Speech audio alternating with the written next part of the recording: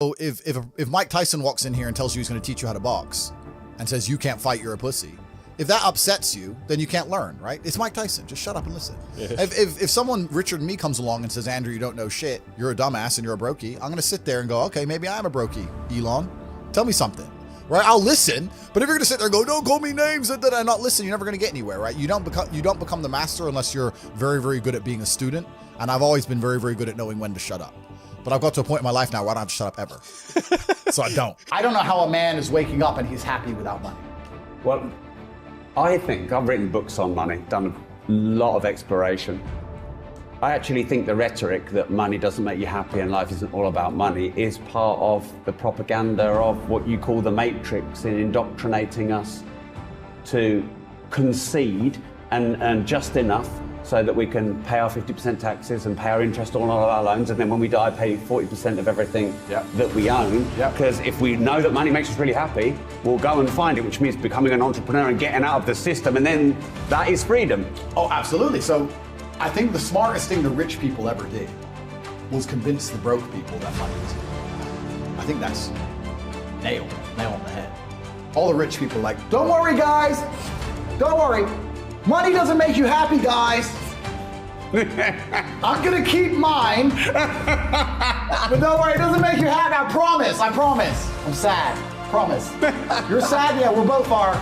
Good luck. Biggest scam alive. Because money is freedom. It's freedom to drive what you want, eat where you want, go where you want. It's freedom to sleep with who you want. I just described it. You want a beautiful woman, you need money. Like, money is freedom. If you don't want to be a slave, which is... It's freedom to say no. Money is freedom to say no. It's freedom to talk the truth online and be put in jail and come out and still have supercars. My man has a Ferrari, okay. I wish I had a Ferrari, okay. They don't sit there and go for an hour, how did he get a Ferrari? It doesn't cross, that part is the part they don't want to do, right? They just go, oh, he has a Ferrari, wish I had a Ferrari, and they go back to TV. Yeah. And that's why they lose.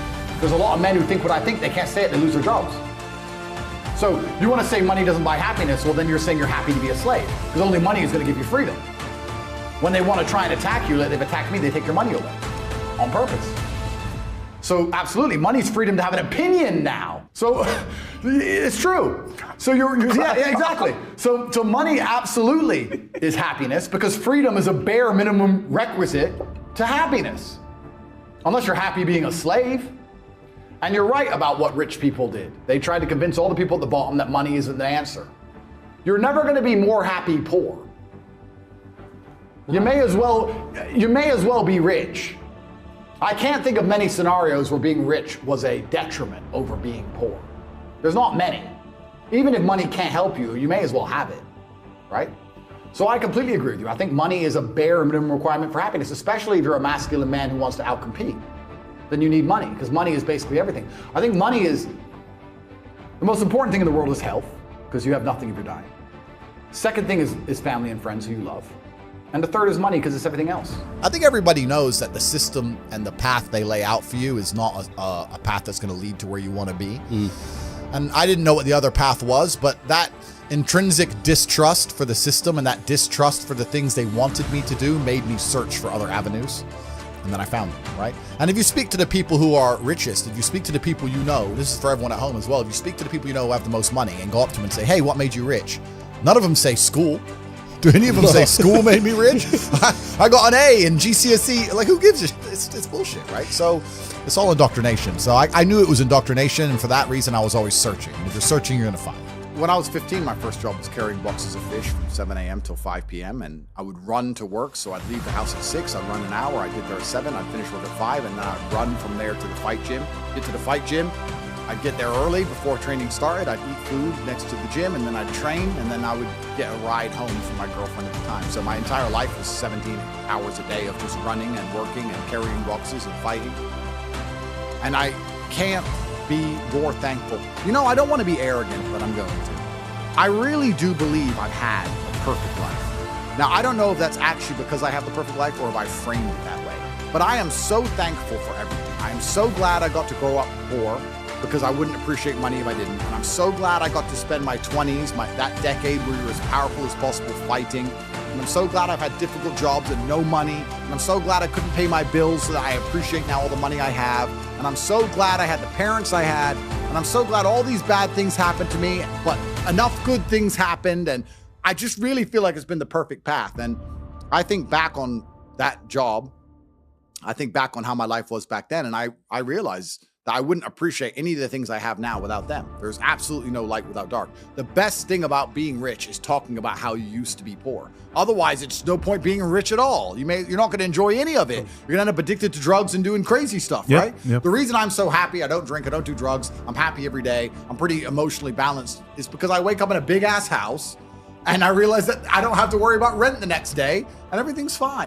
I see it that there is so much money everywhere, and even I can't get it all. So I want as many people around me as possible to be rich, because now I'm at least around more money. If I send a message inside of HU and said, I want to raise $100 million, amongst my students themselves, I can do it. I've got my own venture capital firm now. I was like, boom, all right, $100 million, let's buy a yacht. Here, dish it up, bang, bang, bang, done. Yeah. Because all of them are making money. I want to know as many people with money as possible. So if I know a way to teach people how to make money, and I'll also make money for teaching them how to make money, and I now have people who I can talk to, so I have access to the money they make, why would I not teach them how to make money? Now, the reason no one else has really done this is because I don't think anyone else knows how to make money as well as I do. And also, nobody else can really prepare and build a platform like we have or do the work it takes. HU is extremely difficult to launch. It's not easy to find 18 professors who know what they're talking about, build an online platform, then you need the payment gateways. And then even when all that's done, then you got to find a way to get people to join. You got to advertise it. I don't have to advertise anything because I'm top G, everyone knows. But it's difficult, right? So we don't even have any competition. There's nowhere else on the internet you can go and spend $49 and sit for an entire month learning from 18 millionaires how to make money. There's nowhere else on the planet. It's the only place. So we have no competition. So we're about to conquer the world. We're about to conquer the world, and that's a good thing. But how does one free their mind without getting into Hustlers University? Well, if they're watching this podcast, it's a good thing. It's a good start, right? Hustlers University is the answer for the people whose minds are already free. Once your mind is free, once you understand that your chance of making money with the traditional route they've laid out for you is zero.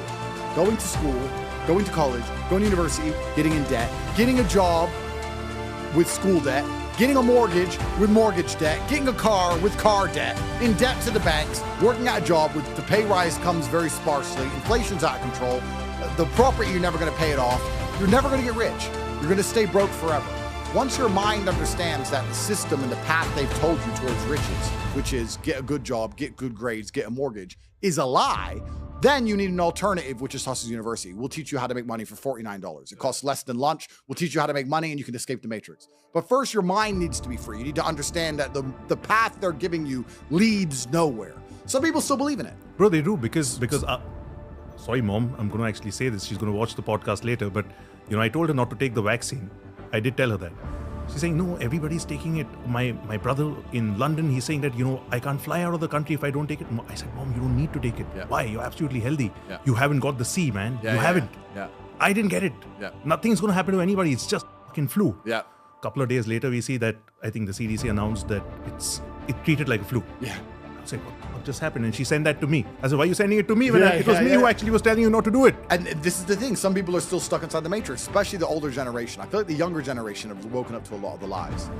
But another reason why is because the matrix didn't betray the older generation as much as it betrayed our generation. So the path to wealth we just laid out worked for them. You could go to school, get good grades, get a good job, get a mortgage, get a house, pay the house off. Inflation has made the house price go up. You've made a bunch of money. Yeah. So the matrix did good by you. Definitely. The system wasn't completely corrupted. What did we talk about earlier about the cyclical nature of systems? When the new king comes in, he has good intentions at the beginning. The changing world order, right? Ray Dalio explained it. That's right. The king comes in with good intentions before he ends up lying and lying and lying. Everyone's intentions start good. Correct. So the Matrix, when it was all set up in this mortgage system, was probably set up with a very good intention. And it worked for a lot of people. Now it's all a scam. But because it worked for your parents, they're like, oh, you should go to school and save up and buy a house. That's what I did. Well, you did it because the cost of a house was twice your yearly wage. And now it's 100 times my yearly wage. And it's not even the same game we're playing. That's like saying you should just jump over him because I played checkers, but we're playing chess. They're different games. So the older generations still have some belief in the Matrix because they haven't been deceived. They haven't been tricked as badly as the younger generation have. This is why they believe in it. But And that's why your parents will tell you the path to wealth that they followed, because it worked. But it doesn't work anymore. Now we're living in a society where you have basically two choices. The path to wealth that they've laid out to you is a lie and a scam, and it's never going to work. You're never going to get rich that way, and you know it. Working hard in some corporate job is never going to make you rich, ever.